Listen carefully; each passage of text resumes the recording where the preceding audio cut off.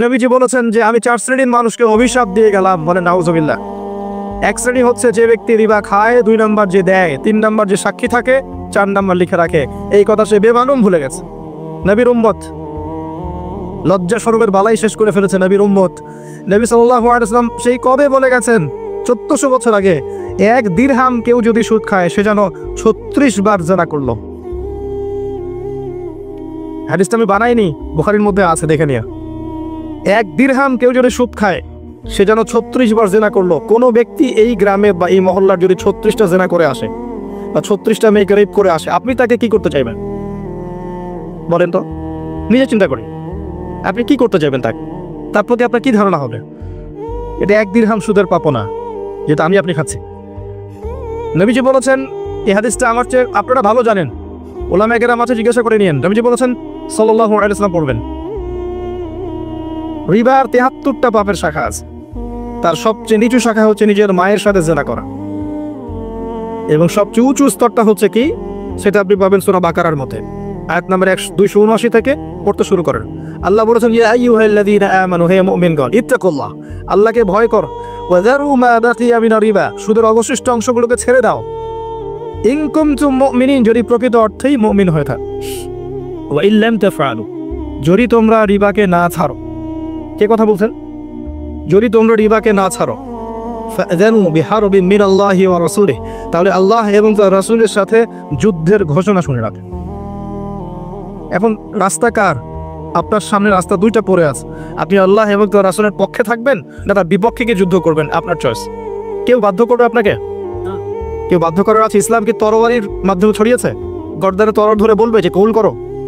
গর্দানে তরল ধরে বলবে যে সুখ খেও না, ছেড়ে দাও? বলবে না। ফাযাক্কির ইন্নামা আনতা মুযাক্কির, আল্লাহ পাক নবীকে বলেছেন তুমি উপদেশ দাও, তুমি শুধু উপদেশ দাতা, লাস্তা আলাইহিম বিমুসাইতির, তুমি কারো প্রতি দারোগা নও। ফাযাক্কির ইন নাফা'আতিদ যিকরা, উপদেশ দাও যদি উপদেশ কাজে আসে। সায়াযাক্কারু মান ইয়াখশা, যাদের মনে আল্লাহর ভয় আছে ওরা শীঘ্রই উপদেশ গ্রহণ করবে ইনশাআল্লাহ। ওয়া ইয়াতাজান্নাবুহাল আশকা, যার মধ্যে ভয় নাই, পাপাচারী, সে অবাধ্যতা করবে। যাই হোক, এখন পুরো ওয়ার্ল্ডের দিকে আপনি তাকাতে দেখবেন প্রতিটা ডিপার্টমেন্ট রিবা কেন্দ্রিক। এখান থেকে আপনি বাঁচবেন কিভাবে? আমি আপনাকে একটা হাদিস মনে করিয়ে দেই। নবী সাল্লাল্লাহু আলাইহি ওয়াসাল্লাম শেষ জামানার হাদিসের মধ্যে বলেছে যে এমন একটা জেনারেশন আসবে, একটা যুগ আসবে যে রিবা থেকে দূরে থাকা এত ডিফিকাল্ট হবে মানুষের জন্য, কেউ যদি দূরে থাকতেও চায় তার গায়েও গিয়ে সুদের ছিটাফোঁটা লাগবে। এটা সেই যুগ চলছে। এবং শুধুমাত্র চক্রবৃদ্ধি সুদই সবকিছু না, এর বাইরে আমার আছে যাকাত না দেওয়ার প্রবণতা, এবং যাকাতটাকে ফরজিয়াতের জায়গা থেকে সরিয়ে দিয়ে নফল মনে করছে মানুষ। এখন ইচ্ছা হলে দিলাম, ইচ্ছা হলে দিলাম না। ব্যবসা আল্লাহ হালাল করেছেন, রিবাকে হারাম করেছেন, সেই হালাল ব্যবসায় এখন সিন্ডিকেট করবে, মজুদদারিতা করবে, এবং ইচ্ছা করে কৃত্রিম সংকট তৈরি করবে, মাপে কম দিবে, জনগণকে এবং সরকারকে বিব্রত করার চেষ্টা করবে, জনগণকে দুর্ভিক্ষের দিকে ঠেলে দিবে। মানুষ সামান্য কিছু নিত্য প্রয়োজনীয় জিনিসের জন্য ট্রাকের পিছনে পিছনে দৌড়াবে, এই কৃত্রিম সংকট তৈরি করছে কিছু ব্যবসায়ী। আর রমজান মাস আসলেই এদের প্রবণতা আরো বেড়ে যায়। সামাজিকভাবে তাকে বয়কট করা উচিত। কি একটা অবস্থা! রমজান মাসে আল্লাহ পাক রহমতের দরজা খুলে দেন, যত বেশি দান সাদাকা করতে পারেন, যত বেশি খাওয়াতে পারেন, যত বেশি মানুষকে দিতে পারেন, যত অন্যের উপকার করতে পারেন। আর এই সময়টাতে দেখবেন কৃত্রিম সংকট তৈরি করে পণ্যের দামগুলো বাড়িয়ে দিবে। কোনো কোনো ক্ষেত্রে দেখবেন কোটটাই স্যুট পরে ডাকাতি করছে, আর এই ধরনের ডাকাতদেরকে আপনি কিছু করতে পারবেন না, কারণ গায়ে কোটটাই স্যুট আছে, কিছু করতে পারবেন না। নবীজি এই যুগের কথা বলেছেন, যখন দিনকে রাত বাড়ানো হবে, রাতকে দিন বাড়ানো হবে, মিথ্যাবাদীকে মানুষ সত্যবাদী মনে করবে, আর সত্যবাদীদেরকে মনে করবে চরম মিথ্যাবাদী। দাসী তার মনিবকে জন্ম দিবে, তার মানে সমাজে ন্যায় অন্যায়, হক বাতিল, সত্য মিথ্যার মানদণ্ড উল্টে যাওয়া। যাকাতটাকেও আমরা অবহেলা করছি, ব্যবসার মধ্যেও দুর্নীতি করছি, আবার মাপেও কম দিচ্ছি। মনে রাখবেন, দুর্ভিক্ষ আসে আল্লাহর পক্ষ থেকে তখন যখন কোনো সম্প্রদায়ের মানুষ মাপে কম দেয়। আমি রিপিট করছি, দুর্ভিক্ষ আসে আল্লাহর পক্ষ থেকে তখন যখন কোনো সম্প্রদায়ের মানুষ মাপে কম দেয় এবং মিথ্যা কসম করে পণ্য বিক্রি করে। আমরা যারা ব্যবসা করছি আমরা কিন্তু সেফ না। যদি কোরআন সুন্নাহ অনুযায়ী ব্যবসা করতে না পারি, আপনার ব্যবসা আপনার জন্য কাল হয়ে দাঁড়াবে। আর যদি আপনি কোরআন সুন্নাহ অনুযায়ী ব্যবসা করতে পারেন, নবীদের সাথে হাসর করবেন ইনশাআল্লাহ। আল্লাহ পাক আমাদেরকে তৌফিক দান করুন। এবং নিয়মিত যাকাত প্রদান করার তৌফিক দান করুন। রিবা থেকে বের হয়ে আসা খুব ডিফিকাল্ট। এর বাইরেও আছে আবার পেপার মানির মধ্যে রিবা। সামনে ইলেকট্রনিক এবং ডিজিটাল কারেন্সি সব জায়গায় থাকবে। আরও ভয়ঙ্কর কারেন্সি আসবে, ক্রিপ্টোকারেন্সি যে অলরেডি চলে এসেছে। সবচেয়ে মারাত্মক বিষয় হচ্ছে এই ক্রিপ্টোকারেন্সির উপরে গভর্নমেন্টের কোনো নিয়ন্ত্রণ থাকে না। এটা আরও মারাত্মক বিষয়। এর ইকোনমিক সেকশনে পড়াশোনা করছেন তাদেরকে জিজ্ঞাসা করুন। এবং আল্লাহ পাক যে একটা ইসলামিক কারেন্সি দিয়েছিলেন, গোল্ড দিনার এবং সিলভার দিরহাম, এগুলো এখন উঠে গেছে, নাই। ওর ভিতরে ইন্ট্রেন্সিক ভ্যালু ছিল। এখনকার মুদ্রাগুলোর ভিতরে কোনো ইন্ট্রেন্সিক ভ্যালু নাই, মানে অন্তর্নিহিত কোনো মান নাই। এগুলো কে বলবে আর কে বুঝেবে আপনাদেরকে? আর এখন বুঝেই বা কি করবেন? অনেক দেরি হয়ে গেছে, এখন বুঝেই বা করবেনটা কি? এতটুকু নাসিহাত করতে পারি, সাস্টেইনেবল অ্যাসেটের মধ্যে আপনি সম্পদ সঞ্চয় করেন। ফর এক্সাম্পল, জমি, আবাদি জমি, আপনার বাড়ি যেখানে আপনি ইনভেস্ট করেছেন, ভাড়া দিয়েছেন, আপনার ব্যবসা, আপনার গবাদি পশু অথবা কিছু অর্নামেন্টস ইত্যাদি, এগুলোতে সম্পদ কিছু সঞ্চয় করতে পারেন। আগামী দিনে আপনি লাভবান হবেন ইনশাআল্লাহ। আর সব কিছু পেপার মানির মধ্যে রেখে দেন, ইনশাআল্লাহ অচিরেই আপনি পথে বসে যাবেন। এটা লিখেন, কাগজ কলম বের করে লিখেন যে আবু তোয়া ভাই একদিন এই কথাটা বলেছেন, আমি সাইন করে দিচ্ছি। সাস্টেইনেবল অ্যাসেটের মধ্যে আপনি সম্পদগুলোকে ইনভেস্ট করতে পারেন। আস্তে আস্তে আস্তে আগামী দিনগুলোতে আপনি জিতবেন ইনশাআল্লাহ। আপনি ঠকবেন না, আপনার সম্পদের মান হারাবে না, আপনার শ্রমের মান হারাবে না। আর যদি সব পেপার মানির মধ্যে রেখে দেন, দেখবেন আপনার 10 লাখ টাকার মান 7 লাখ টাকা হয়ে যাবে, 8 লাখ টাকা হয়ে যাবে, টের পাবেন না। ওই 2 লাখ টাকার শ্রম আপনার ভ্যানিশ, গায়েব। এবং ওই সময়টাও আপনার জীবন থেকে মাইনাস, কারণ ওই 2 লাখ টাকা আর্ন করতে আপনার সময় দিতে হয়েছে, শ্রম দিতে হয়েছে, এটা চলে যাবে, ভ্যানিশ, নাই। আপনি পথে বসে যাবেন। ব্যক্তিকে নয়, একটা পুরো সোসাইটিকে এভাবে পথে বসানো সম্ভব না। পড়াশোনা করেন, আল্লাহ পাক 2 চোখ খুলে দেখ, আপনারা বুঝতে পারবেন ইনশাআল্লাহ আযজা ওয়া জাল্লা। তৃতীয় সমস্যাটার দিকে আসেন, মাদক। ওই সমস্যাটা এখন নাই।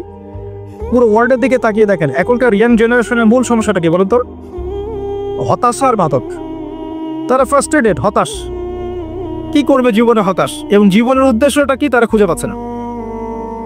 যতটুকু খুঁজে পায়, একটা জব, একটা চাকরি, একটা গার্লফ্রেন্ড, একটা ভালো ব্যবসা করতে হবে, বা নিজের পায়ে দাঁড়াতে হবে, একটা বিল্ডিং করবো, একটা বাড়ি করবো, একটা গাড়ি করবো, সুন্দরী মেয়েকে বিয়ে করবো, এতটুকুই। এর বাইরে কিছু চিন্তা করতে পারে না। দেশের জন্য কিছু করব, সমাজের জন্য কিছু করব, আমি উম্মার জন্য কিছু করব, দিনের জন্য কোনো খেদমত করব, এরকম চিন্তা করে কতজন যুবক? আর এই বুদ্ধি প্রতিবন্ধী টিকটক প্রজন্ম আপনাকে এগুলো দিতে পারবে? আপনি যুব সমাজের দিকে তাকান, একটু খোলা মনে তাকিয়ে দেখেন কি করছে। আড্ডাবাজি, অথবা গার্লফ্রেন্ড নিয়ে সময় কাটাচ্ছে, অথবা বন্ধুদের পাল্লায় পড়ে মাদক সেবন করছে। সিগারেট থেকে নিয়ে ইয়াবা পর্যন্ত কোনটা খাচ্ছে না কিশোর বয়সে আজকে ছেলেটা, বয়স 15 থেকে 20, কি খাচ্ছে না, কি করছে না। এই 20 বছরে সে এমন এমন পাপ করে ফেলেছে যা বয়স্ক মানুষও কখনো করে না। গার্লফ্রেন্ডের পিছনে পড়ে আছে, বা দেখবেন পর্নোগ্রাফিতে আসক্ত, নামাজ পড়ছে না, ইসলামের বেসিক জ্ঞান অর্জন করছে না, আড্ডাবাজি করে, অহেতুক কিছু খেলাধুলা করে, অনলাইনে অফলাইনে অহেতুক সময় নষ্ট করে জীবনটা অপচয় করছে। এবং সবচেয়ে ভয়ঙ্কর সমস্যা হচ্ছে মাদক সেবন করছে। হতাশ বেশিরভাগ যুবক এইভাবে মাদকের পাল্লায় করে জীবন হারাচ্ছে। এরা কি দেশের জন্য কিছু করতে পারবে আদৌ? এরা কি সমাজকে ভালো কিছু দিতে পারবে?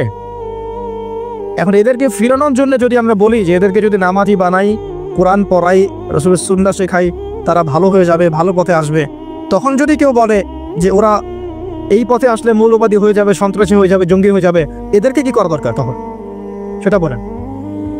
এমনি তো তারা খারাপ পথে চলে গেছে, তখন এদের সলিউশন একটাই, যদি ওরা কোরআনের দিকে আসে, নামাজি হয়, আল্লাহর ভয় এগুলো ছেড়ে দেয়, একটা গঠনমূলক জীবন গড়ে তোলে, তখন কি এরা জঙ্গি হয়ে যাবে, সন্ত্রাসী হয়ে যাবে?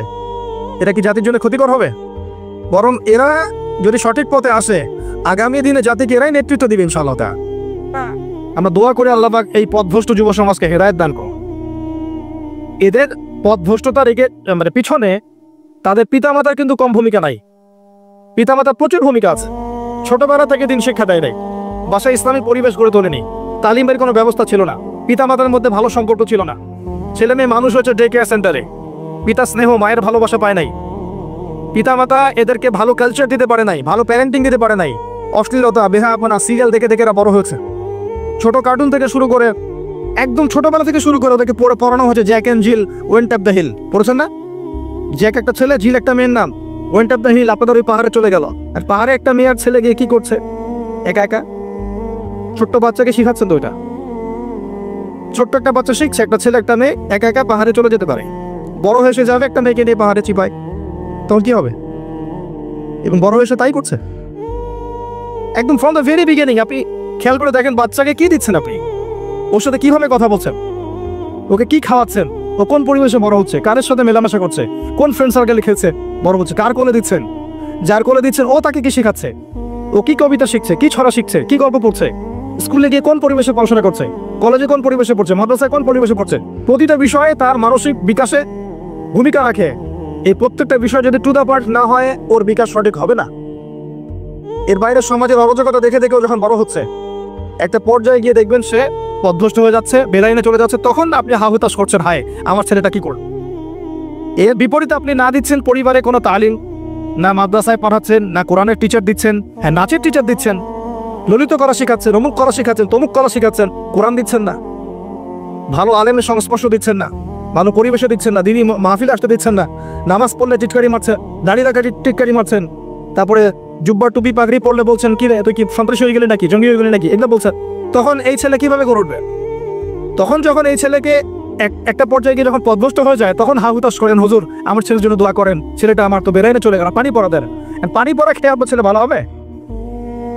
পানি পড়া আপনার খাওয়া দরকার আগে। কথা বললে তো মাইন্ড করেন, কিছু কথা না বললে তো কথা আসবে না। বাস্তবতা এরকম। তো এই পিতা মাতারা পরে হাহুতাশ করে যে আমার সন্তানের কি হলো। তো দোষ শুধু যুব সমাজের নয়, পিতা মাতারও দোষ আছে। একটা ছেলে একা একা তখনও মাদক সেবন করে না যতক্ষণ না সে একটা মেয়ের সাথে প্রেম করেছে, প্রেম করে ছ্যাক খেয়েছে। এটা বাস্তব না? আর প্রেমটা কখন হলো? যখন আপনি ছেলে মেয়ে একটা স্কুলে পড়ে সেখানে দিলেন, ছেলে মেয়ে একই স্কুলে পড়ে সেখানে দিলেন, এই স্কুল লাইফে প্রেম হয়ে গেল, পরে ব্রেকআপ। ছেলে মেয়ে একই কলেজে পড়ে সেই কলেজে দিলেন, সেখানে প্রেম হলো, তারপর ব্রেকআপ, এক পর্যায়ে তারপর মাদক ধরলো। যদি তাকে আপনি ছেলেদের পরিবেশে বড় করতেন, ম্যাচুরিটি হলে এবং আর্নিং সোর্স হলে দ্রুত বিয়ে দিতেন, ওকে এই কাজটা করতো? তার জীবনে কি হতাশাটা আসতো? তাহলে আমি কি তাকে খারাপ পথে ইনজেক্ট করলাম না? পিতামাতা হিসাবে আমি বিচক্ষণতার পরিচয় দিতে পারি নাই। মেয়ের ক্ষেত্রেও সেই, মেয়েকে আমরা ওরকম জায়গায় দিলাম, তখন মেয়ে 15 থেকে 20 বছরের মধ্যে নিজের ইজ্জত হারায় ফেলল। আর একবার ইজ্জত হারায় ফেললে কি মেয়ের ইজ্জত ফিরে পাওয়া যাবে? গত কয়েকদিন আগে ফেসবুকে একটা চিঠি দেখেছিলেন, একটা মেয়েকে জোর করে রেপ করেছে, সে চিঠি লিখেছে, মা আমি আত্মহত্যা করছি। দেখেছিলেন? চোখ দিয়ে পানি আসেনি? ও যদি আপনার বোন হতো, আমার বোন হতো, আমার মেয়ে হতো, আপনার মেয়ে হতো। 7 দিনে একটা দেশের মধ্যে 42টা বাচ্চাকে ধর্ষণ করা হয়, কোন পরিবেশে আছে? আর প্রত্যেকটা ধর্ষকের কি ওই মৃত্যুদণ্ডের শাস্তি হচ্ছে আদৌ? একে তো পর্নোগ্রাফি দেখছে, তারপরে আবার ফ্রি মিক্সিং, তারপরে এগুলোকে আমরা উস্কাচ্ছি, উৎসাহিত করছি, তারপরে বয়ফ্রেন্ড গার্লফ্রেন্ড ট্রেডিশন, আবার প্রেমকে উৎসাহিত করছি বিয়ের আগেই, আবার বিয়েকেও কঠিন করছি, তার উপর আবার জেনা হচ্ছে। বলছি সম্মতিতে জেনা করলে জায়েজ, কোনো সমস্যা নেই। এত কিছু উস্কে দেওয়ার পর যখন ধর্ষণ বাড়ছে তখন মাথায় হাত দিয়ে লাভ আছে? এই বাড়ার পিছনে তো সবচেয়ে বড় ভূমিকা আমি রেখেছি। পুরো সিস্টেমটাই লস, পুরো সিস্টেমই লস।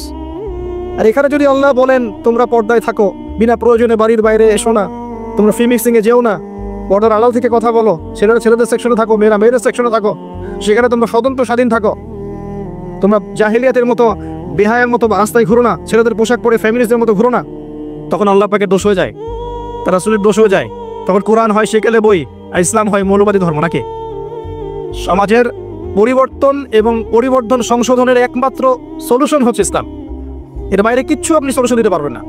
সাময়িকভাবে আইন প্রয়োগ করে পিটিয়ে এইসব ধর্ষণ বন্ধ করা সম্ভব? পুরো যুব সমাজ পর্নোগ্রাফি দেখছে, ভিতর থেকে তারা পশু হয়ে গেছে, সুযোগ পেলেই তো একটা মেয়েকে সে ধর্ষণ করবে।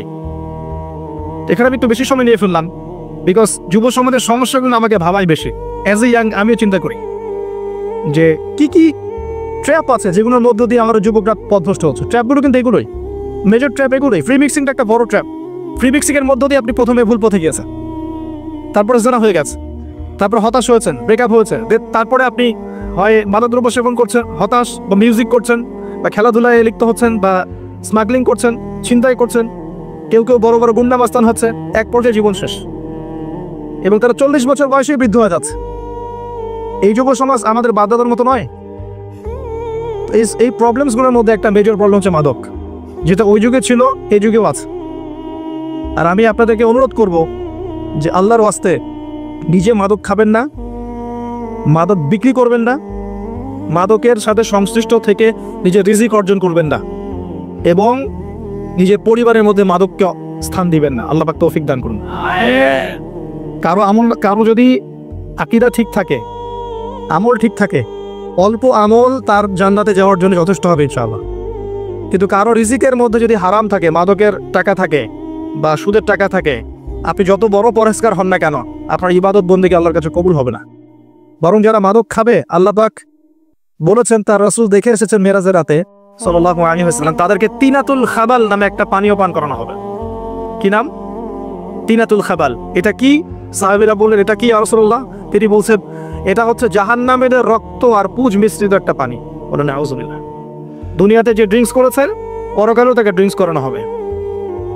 তবে আল্লাহ রাসূল সুসংবাদ দিয়েছেন, কেউ যদি মাদকদ্রব্য সেবন করে তওবা করে, আল্লাহ তার তওবা কবুল করুন, মাফ করে দিবেন ইনশাআল্লাহ।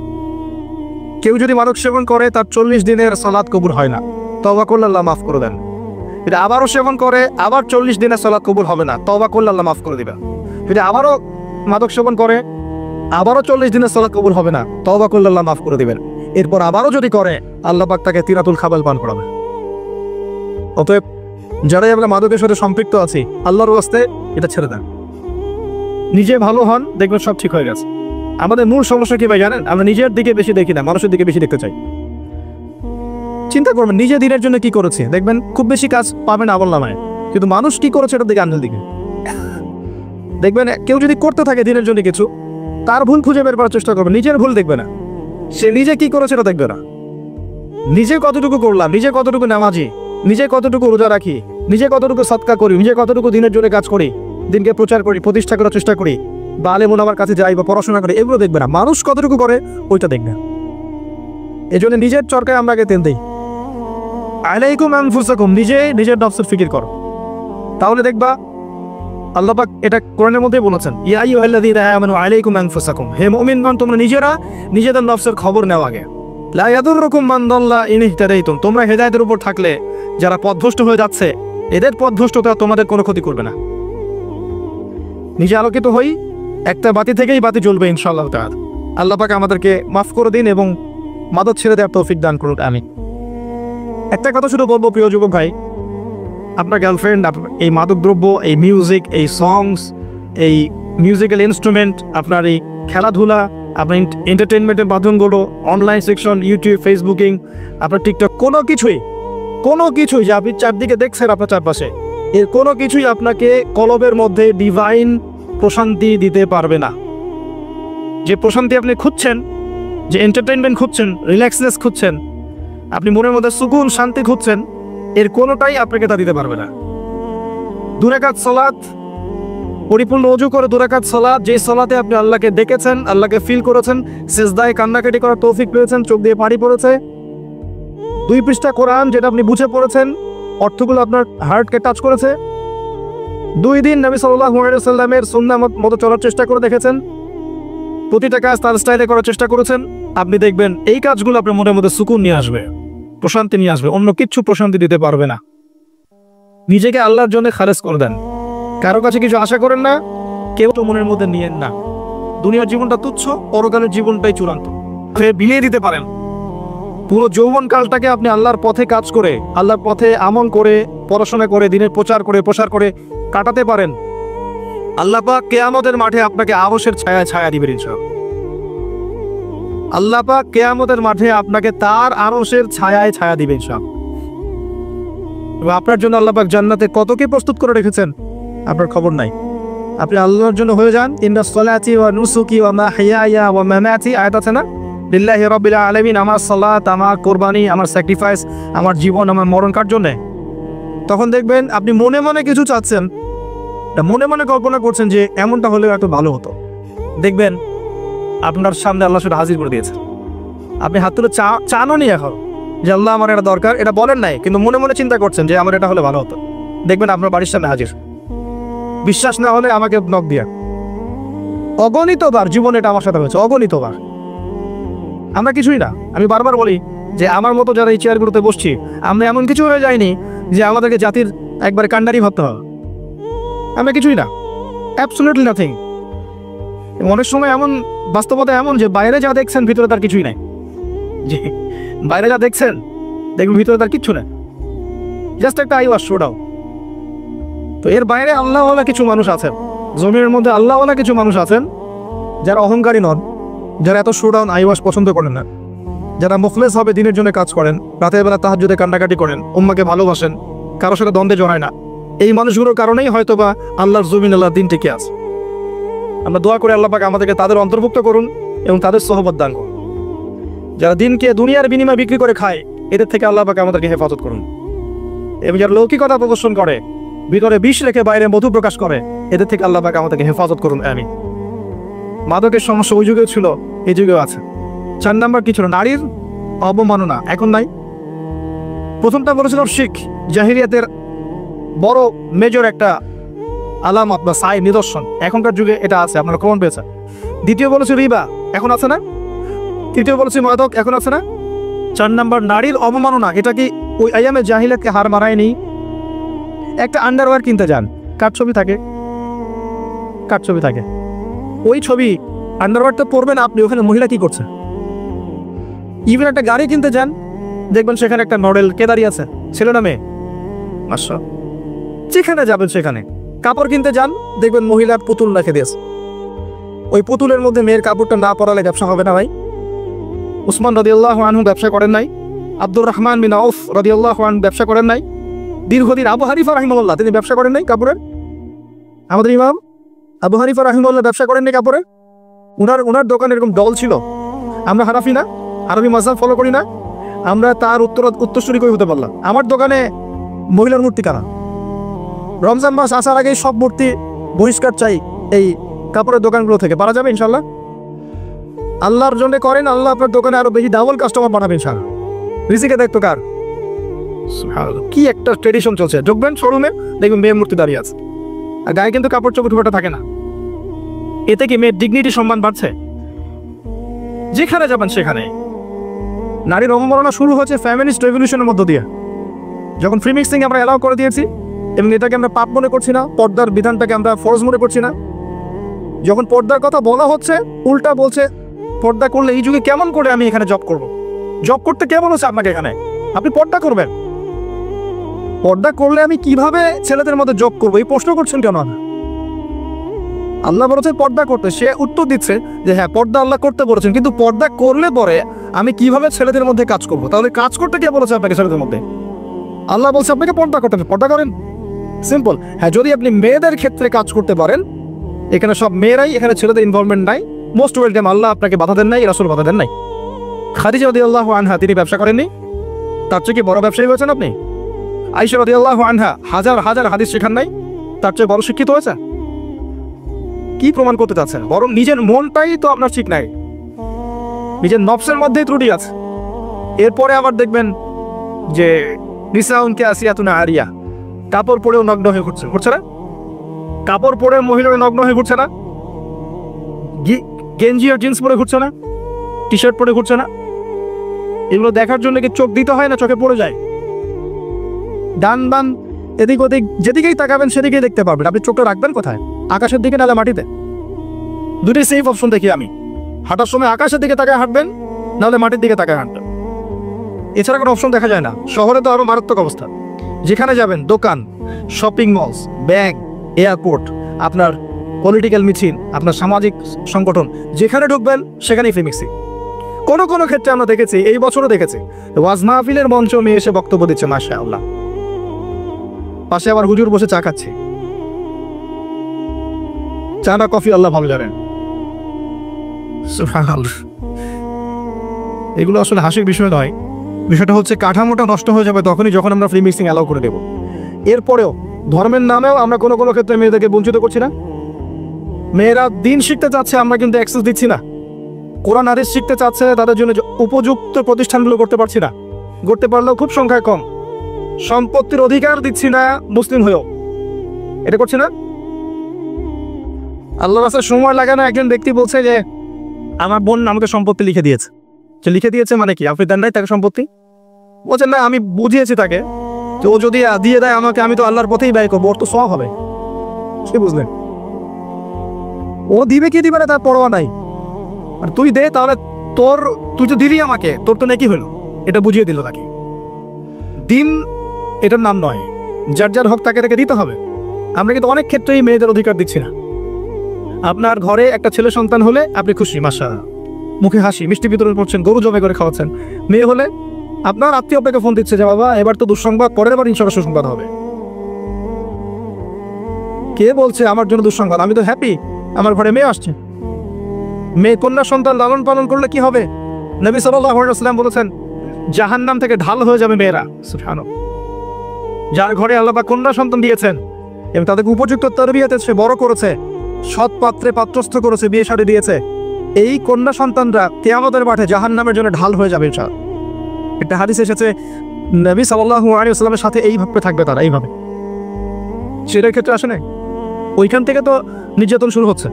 তারপরে পড়াশোনা ঠিক মতো করাচ্ছি না, সম্পত্তি অধিকার দিচ্ছি না, ওদেরকে পর্দা শিখাচ্ছি না, এগুলো কারা করছে? আমরা করছি। পরে ফ্রি মিক্সিং অ্যালাউ করছি। আপনার মেয়েকে আপনি পুরুষ টিচারের কাছে প্রাইভেট পড়াতে পাঠাচ্ছেন কেন? স্কুলে পড়ুক আর কলেজে পড়ুক, আপনি পুরুষ টিচারের কাছে ওকে একান্তে নীরবে নিভৃতে প্রাইভেট পড়তে পাঠাচ্ছেন কেন? আপনার বাসায় পুরুষ টিচার আসছে, আপনার মেয়েকে একা একা পড়াচ্ছে কেন একটা রুমের মধ্যে? এই সুযোগ কে করে দিচ্ছে? আপনি তো ঘরের মধ্যে একটা পতিতালয় খুলেছেন। যখন একটা ছেলে একটা মেয়ে একা একা থাকবে, তৃতীয় পক্ষ থাকবে সেখানে শয়তান, আস্তে আস্তে সেই টিচারের হাতেই দেখবে মেয়ে ধর্ষিত হয়ে গেছে। ধর্ষিত না হলেও মেয়ে নিজেই প্রেম করে পালিয়ে যেতে পারে।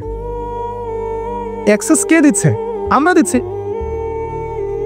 এরপরে দেখবেন যে মিডিয়ার মধ্য দিয়ে দেখবে যত জেনা, ব্যভিচার, পর্নোগ্রাফি, অশ্লীলতা, পরকীয়ার সিরিয়াল, সব সিরিয়ালগুলোকে একত্রিত করে যেন গিলাই খাওয়ানো হচ্ছে। আপনি বাঘের মুখ থেকে হাড্ডি নিয়ে আসতে পারবেন, গোশত নিয়ে আসতে পারবেন, আপনার ওয়াইফের হাত থেকে রিমোট নিতে পারবেন না। একদম সন্ধ্যা লাগবে, বসবে, রাত 10টা পর্যন্ত 4-5টা সিরিয়াল দেখবে, তারপরে ঘুম। নিত্যদিনের রুটিন। আমি একটা বয়স্ক মহিলাকেও দেখেছিলাম, সুন্দর মতো মাগরিবের নামাজ হলো, নামাজ পড়লো, মাশাআল্লাহ। নামাজ পড়ার পরে বলছে বাবা আমি এখন কোরআন পড়বো। ঠিক আছে, মাশাআল্লাহ, দাদি পড়েন, দাদি কোরআন পড়া শুরু করবো। এক পারা কোরআন পড়ে শেষ, খেতে বসো, খেতে বসলাম, খাওয়া দাওয়া শেষ। দাদি এখন কি? একটু সিরিয়াল দেখবো একটা। তারপর 4টা-5টা সিরিয়াল দেখলো, তারপর ঘুম। কি একটা সাইকোলজিক্যাল পরিবর্তন দেখেছেন? এবং এগুলোতে কি শেখানো হচ্ছে? পরকীয়া, জেনা, কুটনামি, পরিবারের ভাঙন, এর কথা ওকে লাগানো, এর কথা ওকে লাগানো। মানে মনে হচ্ছে যে এগুলো আমাদের ট্রেডিশন, এগুলোর সাথে ইসলামের কোনো সম্পর্ক আছে? এই পুরো সিরিয়ালগুলো কি ইসলামিক? যেখানে ইসলাম শেখানো হচ্ছে, কোরআন শেখানো হচ্ছে, বা ইসলামিক কোনো নাটিকা বা ইসলামিক কোনো সং বা নাশিদ বা কোনো সিরিয়াল, এমন কিছু কি? সবই তো পশ্চিমা ধাঁচের এবং অমুসলিমদের ধাঁচের। তখন ওদের মানসিকতা আমাদের মধ্যে ইনস্টল হচ্ছে। বাংলাদেশের কয়টা প্রতিষ্ঠানে হিন্দি শেখানো হয় বলেন তো? শেখানো হয়? হয় না। তারপরেও দেখবেন বাংলাদেশের ম্যাক্সিমাম মহিলা হিন্দিতে কথা বলতে পারে, বা কথা বলতে না পারলেও হিন্দি বোঝে, কিন্তু আরবি বোঝে না। আরবি তো বোঝে না, একটা আরবি শব্দ দেখলেই পুণ্যের কাজ মনে কর। ছেলের নাম রাখছে জাহিম, এটা আরবি শব্দ জাহিম। জাহিমের মানে কি সে জানবি? জাহিম মানে কি? জাহিম মানে কি? জাহান্নাম। জাহিম মানে জাহান্নাম। দেখেছে আরবি শব্দ, বাস লাগিয়ে জাহিম। তাহলে আরবির এই দশা, কিন্তু হিন্দি সব বোঝে। বাসায় যান, হিন্দিতে কথা বলেন, দেখবেন অ্যান্সার দিচ্ছে। যদি কালকে সকাল উঠে দেখেন যে বাংলাদেশ থেকে বাংলা ভাষা উঠিয়ে নিয়েছে আল্লাহ পাক, কোনো সমস্যা হবে না, সবাই হিন্দিতে কথা বলতে পারবে। এমনভাবে শিখেছে আর কি। কীভাবে শিখলো? কোন স্কুলে শেখানো হয়? কলেজে শেখানো হয়? ট্রেনিং দেওয়া হয়েছে? সিরিয়া। এইভাবে দেখেন পুরো ফ্যামিলিস্ট একটা ফিতনা চলছে। তারপরেও দেখবেন পোশাক আশাকের ফিতনা, ধর্ষণের ফিতনা, ব্যভিচার, পরকীয়া। এখন ম্যাক্সিমাম পরিবারেই পরকীয়া। বাসায় বউ আছে, বাইরে মেয়ের সাথে প্রেম করছে। বাসায় ছেলে আছে, বাইরে বাসায় স্বামী আছে, বাইরে ছেলের সাথে প্রেম করছে। আপনার অবর্তমানেই দেখবেন কোনো কোনো ক্ষেত্রে এগুলো হচ্ছে, আপনি জানেনই না। ওই যে প্রবাসে ছেলে পড়ে আছে, এদিকে দেখবেন স্ত্রী 10টা শত লাইন মারা শেষ। এবং শহরকেন্দ্রিক যারা উচ্চ ইয়াতে আছে আর কি, উচ্চবংশ অনেক মহিলাদের জীবন তো দেখবেন বাঁধন ছাড়া, কি করছে না করছে ঠিক নাই। মোটর সাইকেল নিয়ে দাবড়ায় বেড়াচ্ছে, বারে যাচ্ছে, মদ খাচ্ছে, এখানে বন্ধুদের সাথে আড্ডা মারছে। এই যে আপনাদের কক্সবাজার বিচেও দেখবেন ছেলে মেয়ে বসে সিগারেট খাচ্ছে, গিটার বাজাচ্ছে, গান গাচ্ছে, রাতের বেলা শুয়ে আছে, ছেলের কোলে মেয়ে শুয়ে আছে, গোল হয়ে বয়ফ্রেন্ড গার্লফ্রেন্ড বান্ধবী। এটা তো বাবা নাই, মারা গেছে, এদের মা নাই, মারা গেছে। এদের বাপ মা স্বামী ভাই কেউ যদি বেঁচে থাকতো তারা এগুলো করতে পারতো? এটা তো কোনো ওয়ারিশই নাই। কেউ কিচ্ছু বলার নাই। মানে এই বিচের পরিবেশও নষ্ট করে ফেলছে না। আপনাদের এই পরিবেশটা নির্মল শান্ত ছিল না, এখন দেখবেন বেহায়ার কারণে বেহায় পাড়া এখানে যাওয়াই যায় না, দাঁড়ানোই যায় না, দাঁড়ানোই যায় না, তাকানোই যায় না, খুঁজতে হয়। দিদি ভাই থেকে বলতে হয় এমন বিচে নিয়ে চলো যেখানে মানুষ নাই, একা একা দাঁড়ানো যাবে। প্রতিটা ক্ষেত্রে ফিতনা ছড়িয়ে পড়ছে এই যে ফ্যামিলিস্ট রেগুলেশনের কারণে। একটা হাদিস মনে করিয়ে দিই, দুইটা হাদিস বলুন মেয়েদের জন্য। এখানে মা বোনরা আছে? নবী সাল্লাল্লাহু আলাইহি ওয়াসাল্লাম বলেছেন শেষ জামানার সবচেয়ে বড় ফিতনার নাম কি বলেন? না, মাসিহুদ দাজ্জাল। কি নাম? মাসিহুদ দাজ্জাল। এই পৃথিবীর সমস্ত ফিতনা একত্রিত করলেও দাজ্জালের মতো কিন্তু হবে না। এই দাজ্জালের অনুসারী হবে এক শ্রেণীর নারী। মাসিহুদ দাজ্জালের অনুসারী হবে এমন এক শ্রেণীর নারী যাদেরকে মুমিন পিতা, ভাই বা স্বামী ঘরে রাখতে পারবে না, তারা বাঁধন ছিঁড়ে বেরিয়ে যাবে। এখন কোন কারণে আপনি তাদেরকে বাসায় রাখতে পারছেন না আপনি চিন্তা করেন। আর দাজ্জাল আসতে কতটুকু বাকি আছে আপনি ভাবেন, আপনি ভাবেন, ভাবতে বলছেন। আরেকটা হাদিস নবীজি বলেছেন আমি এক শ্রেণীর নারীর কথা বলছি যাদেরকে আমি এখনো দেখি নাই, মানে 1400 বছর আগে তারা ছিল না পৃথিবীতে, তারা আসবে এক সময়, যারা জান্নাতে যাবেও না, জান্নাতের গন্ধ পাবে না, যদিও জান্নাতের গন্ধ 70 বছরের পর থেকে পাওয়া যায়। কারা তারা? নিসাউন কাসিয়াতুন আরিয়া, এমন নারী যারা কাপড় পরেও নগ্ন থাকে। কাপড় পরেছে বাট নগ্ন, মানে কাপড় পরার পরেও শরীরের সমস্ত কাঠামো দেখা যায়, বোঝা যায় জান্নাতে যাবে না, ঘ্রাণও পাবে না। মহিলাতুন মেলাত, এরা নিজেরও আকৃষ্ট হয়, অন্যকে আকৃষ্ট করে। আরেকটা সুসংবাদের হাদিস, এই সব থেকে বের হয়ে যদি মহিলারা আল্লাহ এবং তার রাসূলের আনুগত্য করতে পারে, মাত্র 4টা কাজ করলেই জান্নাত নিশ্চিত। মাত্র 4টা কাজ করলেই মেয়েদের জান্নাত নিশ্চিত ইনশাআল্লাহু আজ্জা ওয়া জাল। 1 নাম্বার, যদি তারা 5 ওয়াক্ত নামাজ ঠিকঠাক মতো পড়ে। 2 নাম্বার, যদি তারা রমজান মাসের সওম রাখে। 3 নাম্বার, যদি তারা তাদের পর্দা ঠিক করে, সতীত্বের হেফাজত করে। আর 4 নাম্বার, যদি তারা তাদের স্বামীর আনুগত্য করে। আনুগত্য শব্দকে ওরা এখন দাসত্ব মনে করে। আনুগত্য করবো, আমি কি দাস? আমি আনুগত্য করবো কেন? আনুগত্য কাকে বলে? আপনার স্বামী আপনাকে কোরআন এবং সুন্নাহ মাফিক চালাতে চাচ্ছেন, তার প্রতিটা কথা মানা আপনার জন্য ফরজ। এমন স্বামী যার ঘরে আছে, সেই স্বামী যদি হাজত বা প্রয়োজনের জন্য স্ত্রীকে ডাকে, স্ত্রী চুলার পারে থাকেও তাকে আসতে হবে, সে বাধ্য। যদি না আসে, স্বামী যদি রাগ করে অভিমান করে ঘুমায় সারা রাত আল্লাহর ফেরেশতা তাকে লানত করবে স্ত্রীকে। পড়ে দেখেন, নবীজি বলেছেন যে আল্লাহ ছাড়া কাউকে সেজদা করা জায়েজ নেই। যদি থাকতো তাহলে আমি মেয়েদেরকে বলতাম তারা যেন স্বামীদেরকে সেজদা করে। নিজে সাজবেন না স্বামীর জন্য, বাইরের মানুষের জন্য সাজবেন। বাইরের মানুষের জন্য আপনি সবকিছু করবেন, স্বামীর খেয়াল করবেন না। স্বামী বাসায় আসলে বিরক্ত হচ্ছেন, বাইরের মানুষের জন্য আপনি সাজুগুজু করছেন। পুরো কাঠামো চেঞ্জ হয়ে গেছে এখন। সমাজের হৃদ্যতা, পরিবারের হৃদ্যতা, ভালোবাসা থাকবে কিভাবে? নিজেকে তো স্বামীর মনের মতো করে গড়তে পারছেন না। সবসময় স্বামীকে প্রেশার দিচ্ছেন, এইটা লাগবে, ওইটা লাগবে, এইটা আনো, ওইটা আনো, এই ঠিক নাই, ওই ঠিক নাই। তোমার ঘরে এসে আমি আর শান্তি পাচ্ছি না, বাপের বাসায় ভালো ছিলাম। কে বলেছে হালাল খেতে? একটা সুদি চাকরি করলেই তো পারো, ওরা তো সবাই করছে, কি সমস্যা? এগুলো করে করে অনেক সময় স্বামীদেরকে হারামে ঠেলছে। আবার অনেক সময় এমন স্বামীও আছে, স্ত্রী দিনের পথে আসতে চায়, কোরআন পড়তে চায়, হাদিস পড়তে চায়, কত কি করতে চায়, স্বামী বলে এগুলো করা যাবে না, ফিতনা। স্বামী বলে এগুলো করার দরকার নাই, বসে থাকে চুপচাপ। দুদিকে সমস্যা। আল্লাহর ওয়াস্তে উভয়ের মধ্যে আন্ডারস্ট্যান্ডিং বাড়ান। আল্লাহর দ্বীনকে কেন্দ্র করে পরিবার গঠন করেন, ধৈর্য ধরেন, সবর করেন, আপসে মিল মহব্বত বাড়ানোর চেষ্টা করেন। ইনশাআল্লাহ তাআলা ওই পরিবার থেকে উমর এবং খালিদ রাদিয়াল্লাহু আনহুমা, তাদের মতো সাহাবীর মতো সন্তান জন্ম হবে ইনশাআল্লাহ। সমস্যা বলতে গেলে রাত শেষ হয়ে যাবে আর কি। আমি এক একটা টপিক দিয়ে কথা বলতে পারছি না। এই যে ফিতনার কথাগুলো বলছিলাম, এই মহিলাদের ফিতনা ওই সময় যেমন ছিল এই সময় আছে। 4টা কাজ নবী করতে বলেছেন মেয়েদের ভালোর জন্য। তাদেরকে বলেছেন জান্নাতের যে কোনো দরজা দিয়ে ইচ্ছা তুমি ঢুকতে পারবে যদি 4টা কাজ করো: সালাত, সাওম, পর্দা এবং স্বামীর আনুগত্য। স্বামী যদি আপনাকে খারাপ কোনো কাজ করতে বলেন, পর্দার খেলাফ কিছু করতে বলেন, বা এমন কোনো কাজের আদেশ করেন যেটা কোরআন সুন্নাহর বিরোধী, তখন আপনি তার কথা মানবেন না। এটা না মানাই হচ্ছে আপনার জন্য ফরজ। তখন তার কথা আপনি মানবেন না। তো প্রিয় ভাইরা, আমি ইনশাআল্লাহ পারিবারিক বিষয়গুলোকে নিয়ে ডিফারেন্ট কোনো লেকচারে ডিটেলস কথা বলবো। আজকে আমি এত কথা বলতে পারছি না, অনেক কথা আছে মনের মধ্যে জমানো আপনাদের বলার জন্য। ফ্যামিলিগত বিষয়, ফ্যামিলিগুলো এখন এক একটা জাহান্নামের টুকরা হয়ে যাচ্ছে। এবং এত ফিতনা ছড়িয়ে পড়ছে ফ্যামিলিগুলোর মধ্যে, বাবায় মায়ে স্ত্রীতে স্বামীতে ভাইয়ে বোনে সন্তানে, যে আমরা আর সেই নবমী পরিবারগুলো পাচ্ছি না। আর পারিবারিক বন্ধনগুলো যখন ভেঙে যাচ্ছে তখন দেখবেন সমাজে ফিতনাগুলো বাড়ছে। আমরা দোয়া করি আল্লাহ পাক মেয়েদেরকে 4টা কাজ ঠিকঠাক মতো করার তৌফিক দান করুন, আমিন।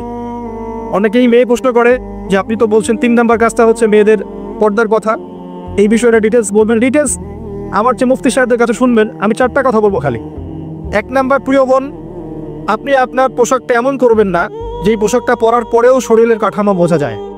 সেটা বোরখা হলেও চলবে না, এমন বোরখা চলবে না যেই বোরখা পরে আপনার শরীরের কাঠামোটা বোঝা যায়। আমার হাত কতটুকু মোটা কি চিকন এখান থেকে বোঝা যাচ্ছে? যাচ্ছে না? যাচ্ছে না? এরকম পোশাক পরা যাবে না। এটা হাত না হয়ে অন্য যে কোনো অঙ্গ হতে পারত। আমার মনে হয় আর খুলে বলার প্রয়োজন নেই। এমন পোশাক পরা যাবে না যে পোশাক পরার পরেও এইভাবে শরীরের কাঠামো বোঝা যায়। 1।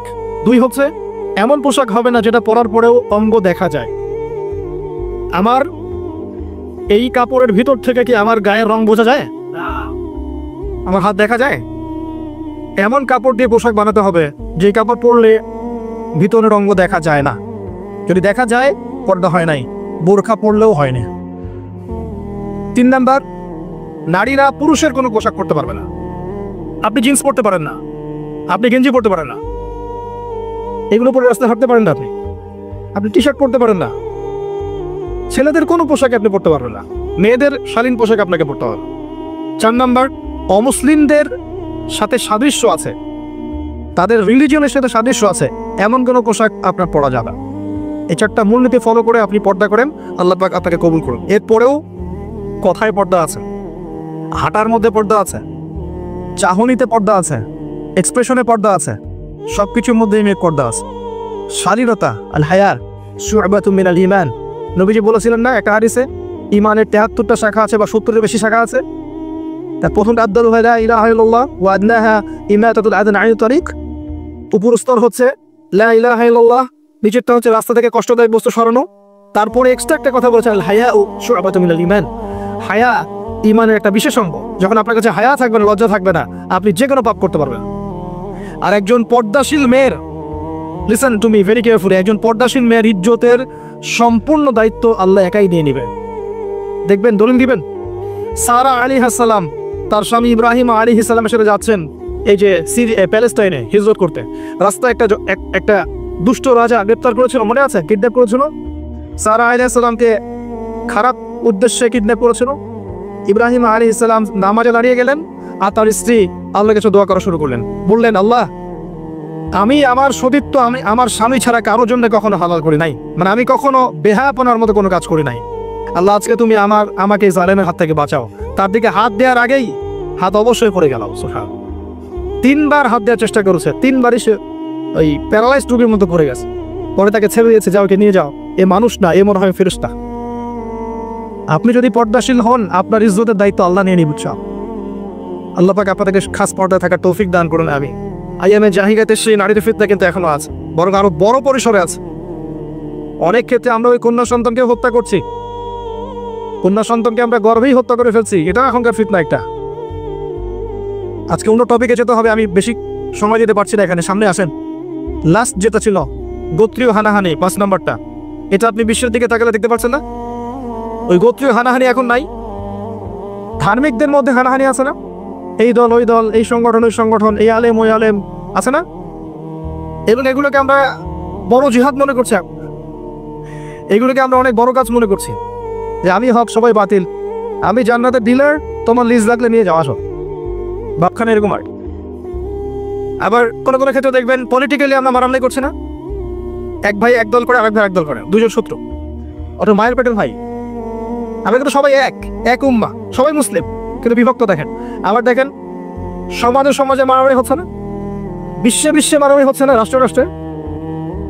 এই যে প্রথম বিশ্বযুদ্ধ, একজন ব্যক্তিকে খুন করা হয়েছে, ওই খুনের বদলা নেওয়ার জন্য অস্ট্রিয়া হাঙ্গেরি বলল 14 দিনের মধ্যে বিচার না হলে আমি আক্রমণ করবো পাশের রাষ্ট্রটাকে। তখন রাশিয়া বলছে যে যদি পাশের রাষ্ট্রকে আক্রমণ করো, আমি তার বন্ধু, আমি কিন্তু চুপ করে বসে থাকবো না। 14 দিনের মাথায় অস্ট্রিয়া হাঙ্গেরি পাশে হামলা চালালো প্রতিবেশী রাষ্ট্রকে। এবার রাশিয়া চলে আসলো, আমার প্রতিবেশীকে কেন মারছো, এবার তোমার সাথে আমার যুদ্ধ। এবার অস্ট্রিয়া হাঙ্গেরি প্রতিবেশী মিত্র রাষ্ট্র হচ্ছে জার্মানি। জার্মানি বললো হ্যাঁ এত বড় সাহস, অস্ট্রিয়া হাঙ্গেরির সাথে যুদ্ধ, আমি তার পক্ষে আছি। জার্মানি চলে আসলো, গল্প করছি আর কি, ব্যাপারটা আরো সিরিয়াস, আমি কিন্তু গল্পে বলছি মজা করে। তারপরে জার্মানি যখন নেমে আসলো তখন এই দিক থেকে ফ্রান্স বলছে হ্যাঁ রাশিয়া আমার বন্ধু, রাশিয়া আমার বন্ধু, অস্ট্রিয়া হাঙ্গেরি আমার বন্ধু, জার্মানির এত বড় সাহস, তুমি আমাদের সাথে যুদ্ধ করো, আমি তোমার বিরুদ্ধে। কয়দিন পর দেখবেন জার্মানি আবার বেলজিয়ামকে ধরলো, তারপরে আবার ব্রিটেন, হ্যাঁ ফ্রান্সের সাথে ঝামেলা, আমি ওর বন্ধু, আমি আসবো, ও আবার চলে আসলো। পরে শেষে আমেরিকাও আসলো, এক পর্যায়ে অটোম্যান ওসমানীয় খেলাফত যারা, এরা জার্মানির পক্ষ নিয়েছিল। এই একটা ঘটনাকে কেন্দ্র করে 6 থেকে 8 বছরের ব্যবধানে 3 থেকে 4 কোটি মানুষ পৃথিবী থেকে শেষ। কি বুঝলেন আইয়ামে জাহিলিয়াতের ওই বিষয় দেখতে পাচ্ছেন? এরপরে ওই রেসটা কাটতে না কাটতেই আরো 20 থেকে 25 বছরের মধ্যেই জার্মানি বললো আমার এত ক্ষতি হয়ে গেছে, প্রথম ওয়ার্ল্ড ওয়ারে আমাকে আর কিভাবে সারেন্ডার করতে হচ্ছে, আমার অনেক টেরিটরি চলে গেছে, ওগুলো আমাকে পেতে হবে। হিটলার নিজেকে রিটেইন করতে লাগলো, করতে করতে করতে এক পর্যায়ে ইন্টারনাল শত্রু থেকে এলিমিনেট করলো, পলিটিক্যাল ক্ষমতা চলে গেল, যে জার্মানিকে শক্তিশালী করতে লাগলো, করে আবার হামলা চালালো ওই জায়গাগুলো সিজ করার জন্য। সিজ করতে করতে করতে করতে এক পর্যায়ে পোল্যান্ডকে যখন আক্রমণ করলো তখন ব্রিটেন ফ্রান্স এরা আর বসে থাকলো না, এরাও আবার জার্মানি এগেস্টে চলে আসলো। শুরু হলো দ্বিতীয় বিশ্বযুদ্ধ। এটা চলতে লাগলো, এক পর্যায়ে ওরা যারা কলোনিগুলো দখল করেছিল এখানে যুদ্ধ ছড়িয়ে পড়লো। আস্তে আস্তে এখানে ব্রিটেন আসলো, ইউএসএ আসলো, এদিকে জাপান আসলো, সবাই ইনভলভ হলো। 7 থেকে 8 কোটি মানুষ নিমিষের মধ্যেই শেষ, অল্প কয়েক বছরের মধ্যে। পারমাণবিক বোমা ফেলা হলো, স্টার্ট, জার্মানি কোলাপস, হিটলার শেষ, ইহুদিদেরকেও মারা হলো। ওই সিম্প্যাথি নিয়ে তারা আবার এখানে রাষ্ট্র পেয়ে গেল জেরুজালেম। সামনে অপেক্ষা করছে একটা 3rd ওয়ার্ল্ড ওয়ার, যে কোনো ইস্যুর সাথে হতে পারে, আল্লাহু আলাম। আমি এটা নিয়ে এখন কিছু বলবো না, কোনো কাঁচা মন্তব্য আমি করতে চাই না কখনো না। তবে এমন কাউকে জিজ্ঞাসা করেন না যার কাছে পলিটিক্যাল অ্যাফেয়ার্সের জ্ঞান নাই, কোরআন সুন্নাহকে কাজে লাগিয়ে যারা জিও পলিটিক্সকে ব্যাখ্যা করতে পারে না, এমন কাউকে জিজ্ঞেস করতে যায় না যে ইউক্রেন রাশিয়ার ব্যাপারটা কি। তখন শুধু এতটুকু বলতে পারবে যে ইউক্রেনের উপরে আল্লাহর গজব পড়েছে, শেষ। ভিতর বাইরে কিছু বুঝলাম। ওয়ার্ল্ডের সামনে আরো ম্যাসাকার অপেক্ষা করছে। হিস্ট্রি ঘাটেন, 1st world war, 2nd world war, Vietnam যুদ্ধ, ইরাক ইরান যুদ্ধ, সিরিয়ার যুদ্ধ, আপনার মুসলিম কান্ট্রিগুলোর মধ্যে ডমিনেন্স, প্রতিটা জায়গায় দেখেন এই গোত্রীয় হানাহানির ওই বিষয়টা দেখতে পাচ্ছেন ওয়ার্ল্ড ওয়াইড এখনো আছে না? এখন পর্যন্ত সেই জাহিলিয়াত আছে। এবার এই 5টা মৌলিক সমস্যায় জর্জরিত একটা সমাজকে পরিবর্তন করার জন্য আল্লাহ পাক একজন নবীকে পাঠালেন, তার নাম কি? মুহাম্মদ রাসূলুল্লাহ সাল্লাল্লাহু আলাইহি সাল্লাম। অল্প সময় দেন আমাকে, হাফ এন আওয়ারের মধ্যে আমি আপনাকে দেখাচ্ছি তিনি কেমন করে এটাকে পরিবর্তন করেছেন। প্রথমে নবী হওয়ার আগে তিনি হিলফুল ফুজুর তৈরি করেছিলেন, ঠিক আছে? এটা দিয়ে চেষ্টা করেছিলেন সমাজটাকে পরিবর্তন করার। আমরা বলতে পারবো না তিনি পুরোপুরি সফল হয়েছিলেন, কারণ আল্লাহর ওহী তখন আসে নাই। 40 বছর বয়সে গিয়ে ওহী এসেছে। প্রথম পড়াশোনা করতে বলা হয়েছে। প্রথমটা কি ছিল? ইকরা। আপনার উপর, আপনার আমার সবার প্রতি নসিহত। সমাজ পরিবর্তন করতে চাইলে, সমাজে জাহিলিয়াত দূর করতে চাইলে, রাসূলের সুন্নাহ মাফিক সমাজে জাহিলিয়াত দূর করতে চাইলে প্রথমে পড়াশোনা করতে হবে, এর কোনো বিকল্প নাই। যুবকদের সবচেয়ে বড় চ্যালেঞ্জ এখন পড়াশোনা করা। আমাদের জেনারেশনের সবচেয়ে বড় চ্যালেঞ্জ পড়াশোনা করা, প্রচুর পড়াশোনা করতে হবে। কোরআন, সুন্নাহ, হাদিস, ইসলামের ইতিহাস, ফিকহ, ইসলামিক অর্থনীতি, জিওপলিটিক্স, সিরাত, রাসূলের জীবনী, সাহাবীদের জীবনী, আকীদা, এই সমস্ত সাবজেক্টগুলোকে আপনাকে পড়াশোনা করতে হবে। এর পাশাপাশি আপনি পড়ছেন হয়তো সায়েন্সে বা আর্টসে বা কমার্সে, মেডিকেল সেকশনে, ইঞ্জিনিয়ারিং সেকশনে, এগুলো আপনি অবশ্যই কন্টিনিউ করবেন, ছাড়বেন না। যে সেক্টরে আছেন সেখান থেকেই আপনার জ্ঞানকে ইসলামের দিকে কাজে লাগাবেন, পারা যাবে ছাড়। এটা প্রথম কাজ। এবং এর সাথে হকপন্থী, দুই চোখওয়ালা, নিরঅহংকার, যাদের মধ্যে হিংসা নাই, বিদ্বেষ নাই, অহংকার নাই, এই শ্রেণীর ওলামায়ে কেরামের কাছে গিয়ে পড়ে থাকবেন, তাদের সোহবত থেকে জ্ঞান নেবেন, পারা যাবে ইনশাআল্লাহ। যাদেরকে দেখে আপনি শিখতে পারবেন। যদি আমার ভিতর ঈর্ষা থাকে, আমাকে দেখে আপনি কি শিখবেন? শেখা কিছু নাই, তাই আমার সোহবতের আপনার প্রয়োজন নাই। যদি কারো মধ্যে অহংকার থাকে, আপনি তার কাছে কি শিখবেন? কেউ যদি দিনকে দুনিয়ার বিনিময়ে বিক্রি করে খায়, তার কাছে কি আপনি কি শিখবেন? শেখার দরকার নাই। এমন মানুষ খুঁজে বের করেন, এমন আলেম খুঁজে বের করেন যার ভিতরে রিয়া নাই, অহংকার নাই, বিদ্বেষ নাই, হক কথা বলার সাহস আছে, সত্যকে মিথ্যার সাথে মিশ্রিত করে না, সুরসুরি মার্কা দাওয়াত দেয় না, টোটাল ইসলামের দাওয়াত দেয়। চ্যালেঞ্জ গ্রহণ করতে পারে, আল্লাহর দ্বীনের জন্য সফর করতে পারে, উম্মা দরদি, উম্মাকে নিয়ে চিন্তা করে, এবং আইওয়াজ শোডাউন করতে যায় না, আল্লাহর জন্যে আল্লাহর পথে কাজ করে, এমন ওলামা কেরামকে খুঁজে খুঁজে বের করে তাদের সাথে থাকে। আমার কাছে কি পাবে? কিছু পাবে না। এ ধরনের মানুষদের কাছে যান, ভালো পাবে। পড়াশোনার সিলেবাস বলে দিলাম, সোহবতে থাকেন, আত্মশুদ্ধি অর্জন হবে ইনশাআল্লাহ। এটা প্রথম কাজ নবী সাল্লাল্লাহু আলাইহি ওয়াসাল্লামকে করতে বলা হয়েছে। এরপরে কিন্তু বলা হয়েছে কুম ফাআনজির, ওঠো এবং সতর্ক কর। জ্ঞান অর্জন করার পরে না আপনি সতর্ক করতে যাবেন মানুষকে, সতর্ক করো আল্লাহর আযাব থেকে, পরকাল থেকে, জান্নাত জাহান্নামের বিষয়গুলো বলো এরপরে। এবার ধারাবাহিকতায় আসে, নবী সাল্লাল্লাহু আলাইহি ওয়াসাল্লাম ওহী প্রাপ্ত হওয়ার পরেই দাওয়াতের মাঠে নেমে পড়লেন। তার কাছে আল্লাহর পক্ষ থেকে ওহী আসছে, কোরআন আসছে এবং সুন্নাহ দিয়ে তিনি ব্যাখ্যা করছেন। সাহাবীদেরকে নিয়ে তিনি দারুল আরকাম, মক্কার দারুল আরকামে বসে বসে দিন শেখাচ্ছেন। প্রথম 3 বছর, কয় বছর? প্রথম 3 বছর তিনি গোপনে গোপনে দাওয়াতি কাজ করতে থাকলেন এবং কাছের মানুষদেরকে দাওয়াত দিতে থাকলেন। কাছের মানুষ খাদিজা রাদিয়াল্লাহু আনহা, আবু বকর সিদ্দিক, উসমান রাদিয়াল্লাহু আনহু, সাআদ ইবনে আবি ওয়াক্কাস, বেলাল আল হাবাশি, আব্দুল্লাহ ইবনে মাসউদ, তারপরে খাব্বাব, আম্মার, ইয়াসির, সুমাইয়া। এই যে কাছের কিছু কিছু মানুষ, জাফর ইবনে আবি তালেব, আলী ইবনে আবি তালেব, এই মানুষগুলো আস্তে আস্তে ইসলাম কবুল করতে থাকে। প্রথম দিকের যারা মানুষ থাকে তারাই কিন্তু বেশি কাছের হয়, মহব্বতের হয় এবং শক্ত হয়। যখন আপনার অবস্থান ভালো হয়ে যাবে, কোটি কোটি মানুষও আপনার সাথে আসতে পারে, সবাই সমান নয়। যখন আপনার সাথে কেউ ছিল না, তখন যারা ছিল এরাই আপনার আপন। আমার কথা কি বুঝতে পারছেন? যখন আপনার সাথে কেউ ছিল না, তখন যারা আপনার পাশে ছিল এরাই আপনার প্রকৃত মানুষ। যখন আপনার টাকা হবে, আপনার ক্ষমতা হবে, আপনার পরিচিত হবে, আপনার আপনি এস্টাবলিশড হবেন, তখন অনেক মানুষই আপনার আশপাশে ঘটবে। সবার মান সমান নয়। তো কাছের মানুষটাই কিন্তু দেখবেন পরবর্তীতে বদরের যুদ্ধে গিয়েছেন, উহুদ, খায়বার, খন্দক এরাই ছিলেন, তারা কিন্তু শুরু থেকে ছিলেন। এরপর নবী সাল্লাল্লাহু আলাইহি ওয়াসাল্লাম ৪র্থ বছরে গিয়ে প্রকাশ্যে দাওয়াত দেওয়া শুরু করলেন। প্রকাশ্যে দাওয়াত দেওয়ার সাথে সাথে 2টো ঘটনা ঘটেছে। এই 2টো ঘটনা আমি একটু বড় লোভ সামলাতে পারছি না। ধৈর্য আছে আপনাদের? আচ্ছা, ক্ষুধা লেগেছে নাকি? বাসায় স্ত্রী বিরক্ত করবে, মিস কল দিচ্ছে? তাহলে বসে থাকেন।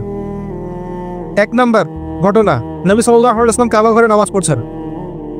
আবু জেহেল, নাম শুনেছেন? আবু জেহেল দেখে ফেলেছে, এসে নবী সাল্লাল্লাহু আলাইহি ওয়াসাল্লামকে আঘাত করেছে, একটা ঘুষি দিয়েছিল। আল্লাহ রাসূল সাল্লাল্লাহু আলাইহি ওয়াসাল্লাম কিচ্ছু বলেন নাই। এই দৃশ্যটা দেখেছেন একজন দাসী। দেখে হামজা রাদিয়াল্লাহু আনহু স্বীকার করে ফিরছিলেন, তিনি কিন্তু তখন ইসলাম কবুল করেন নাই। নবীর চাচা, আপন চাচা হামজা রাদিয়াল্লাহু আনহু আসছেন, তাকে বলছে ইয়া আবু আমারা, ইয়া আবা আমারা, হে হামজা, তার উপনাম ছিল এটা। তুমি যদি দেখতে কিভাবে আবুল হাকাম ইবনে হিশাম আবু জেহেল তোমার ভাতিজাকে গালি দিয়েছে, আঘাত করেছে। হামজা রাদিয়াল্লাহু আনহু বললেন আওয়া ফাআলা হাদা, সত্যি কি সেই কাজটা করেছে? তখন এই দাসী বলছেন ই ওয়া রব্বি, আল্লাহর কসম সত্যি এই কাজটা করেছে।